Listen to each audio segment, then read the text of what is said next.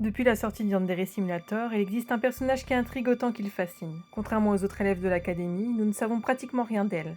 Son véritable prénom n'a jamais été révélé, son nom de famille est inconnu, son passé est entièrement effacé, et personne ne semble réellement savoir comment une simple lycéenne peut disposer d'une quantité aussi impressionnante d'informations. Pourtant, dès les premiers instants du jeu, elle devient le personnage le plus important pour Ayano. Sans elle, il serait presque impossible d'obtenir certaines informations, de préparer certains plans ou même éliminer certaines rivales. Naturellement, on finit donc par accepter sa présence comme une évidence. C'est une alliée, elle aide Ayano, elle vend des objets, échange des informations contre des points et tout cela paraît finalement assez logique. Jusqu'au moment où l'on commence réellement à se poser une question. Qui est vraiment Info-chan ? Info-chan est une lycéenne qui semble avoir le stalking comme trait de caractère principal. Elle passe son temps à observer les autres et paraît connaître absolument tout sur les élèves de l'académie, y compris leurs secrets les plus intimes. Grâce à son réseau d'informations et à son matériel de surveillance, rien ne semble lui échapper. Plusieurs indices permettent également de déduire qu'Info-chan est probablement plus âgée d'1 an qu'Ayano Aishi. Son club est situé au 3e étage de l'établissement, un étage réservé aux élèves d'une classe supérieure à celle d'Ayano. C'est également à cet étage que se trouve la classe de Senpai, ce qui renforce cette hypothèse. Sur le plan psychologique, Info-chan possède le trait de personnalité spiteful, le même que Yui Ryo et Haruto Yuto.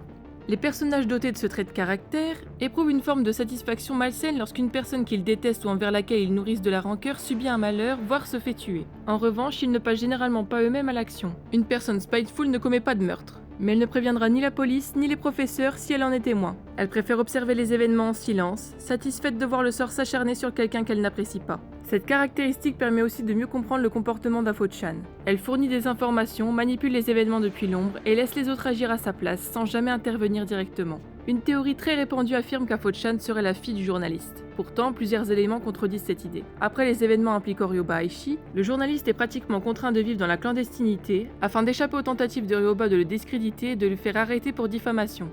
Dans ces conditions, il paraît très improbable qu'il ait eu le temps de fonder une famille et d'avoir une fille correspondant à l'âge d'Info-chan. Enfin, un détail souvent oublié est qu'Info-chan n'est pas seulement un pseudonyme. C'est un véritable archétype de personnage. La toute première personne à avoir porté ce titre se nommait Harumi.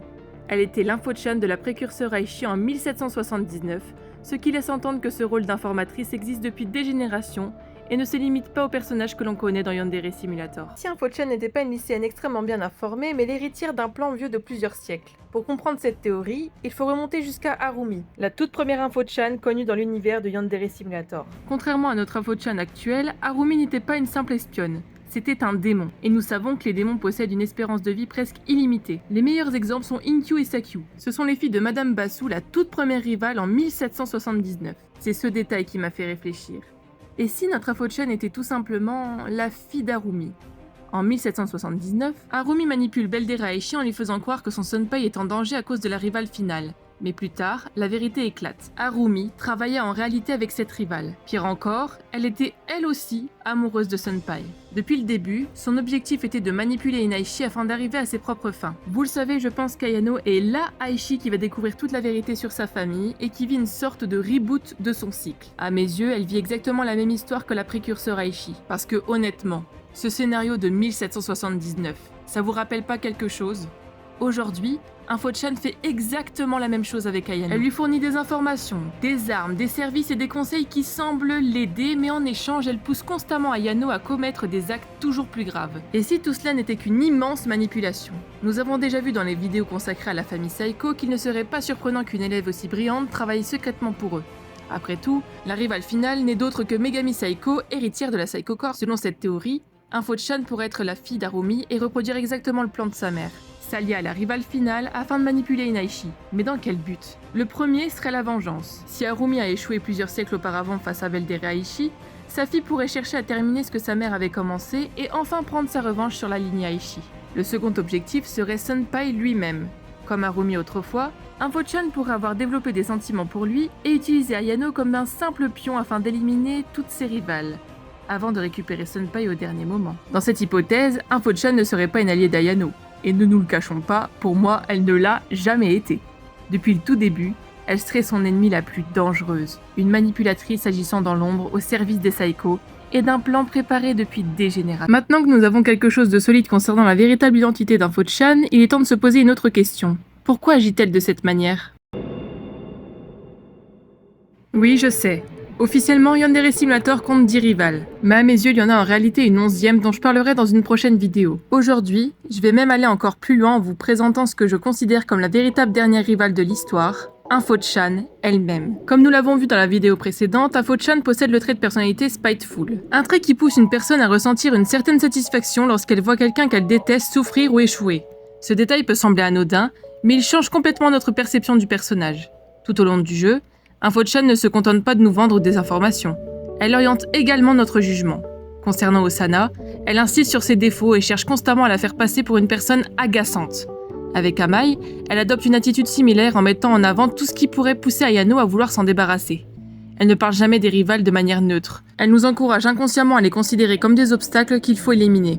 Et si ce n'était pas uniquement pour aider Ayano, selon cette théorie, Info-chan serait amoureuse de Senpai bien avant les événements du jeu. Avec son obsession pour les informations et son talent pour le stalking, il est facile d'imaginer qu'elle suivait déjà Taro Yamada sur les réseaux sociaux, qu'elle observait son quotidien et qu'elle connaissait déjà les filles susceptibles de se rapprocher de lui. Seulement, un problème se posait. Elle ne pouvait pas agir directement.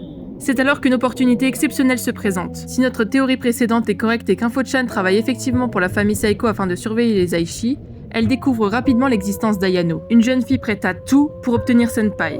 À partir de cet instant, tout devient beaucoup plus simple. En aidant Ayano, Info-chan élimine une à une toutes les filles qui pourraient lui voler Senpai, sans jamais avoir bougé le petit doigt. Elle fournit les informations, les plans et les moyens nécessaires, tandis qu'Ayano fait tout le travail à sa place. Mais il y a encore plus intéressant. Si Info-chan travaille réellement pour les Saeko, alors elle sait aussi que Megami représente un obstacle. Non seulement pour Ayano, mais également pour elle-même. Megami est probablement la seule personne capable de découvrir ses véritables intentions.